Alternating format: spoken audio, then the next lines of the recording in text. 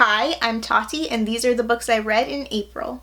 I read some pretty great books this month, so let's get right into it. First up, I read As Kismet Would Have It by Sandhya Menon. This is an e-novella sequel to When Dimple Met Rishi. I'm not going to go into too many details about it because it is a sequel.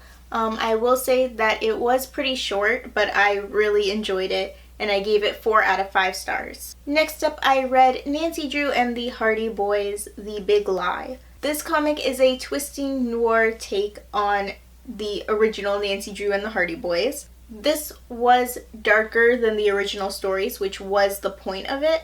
And I do think that I usually like darker mysteries. However, in this context, I didn't like it that much, which is why I gave this one a 3 out of 5 stars. Next up was Fame, Fate, and the First Kiss by Casey West. This is a YA contemporary starring Lacey, who is struggling to juggle her acting career, on-set sabotage, and an off-screen romance, and also her senior year of high school. This was a pretty quick, cute, fun read with a surprising amount of suspense thrown in. Based on what I read in this, I actually think I would really like a mystery book by Casey West. Anyway, I gave this one 4 out of 5 stars. Next up, I finally finished Emma by Jane Austen. This is a classic Austen novel about Emma, who organizes the lives of the inhabitants of her sleepy little village and plays matchmaker with devastating effect. And now that I've finally finished this book, I can say that I actually really liked it. I have tried reading Emma before in the past, and I've never been able to get all the way through it until this past month I listened to it as an audiobook. I ended up giving it 3 out of 5 stars.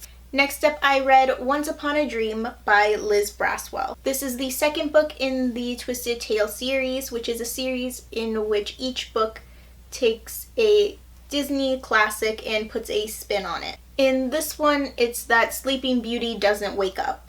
I actually found the turn that this book took really interesting, and I don't want to get into spoilers because there are a lot of twists in the book and I don't want to spoil any of them, but I do plan to have a separate review video coming out soon. I wanted to do a series of review videos for this series of books, and I'm still planning to do that. It's just going to be later on than I thought it was originally going to be. Anyway, I gave this one 3 stars. And finally, the last book I read in April was A Question of Homes by Brittany Cavallaro. This is the 4th and final book, as far as I know, in the Charlotte Holmes series. And because this is the last book, I really can't get into any details because spoilers. But I will say that I enjoyed it and I gave it 4 stars. And that was everything that I read in April. Let me know in the comments what your favorite read of April was. If you liked this video, please give it a like. I have new videos every Tuesday and Friday,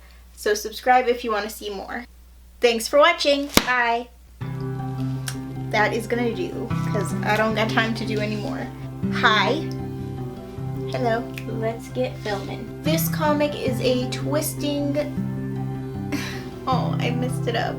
That looks so weird if I do that.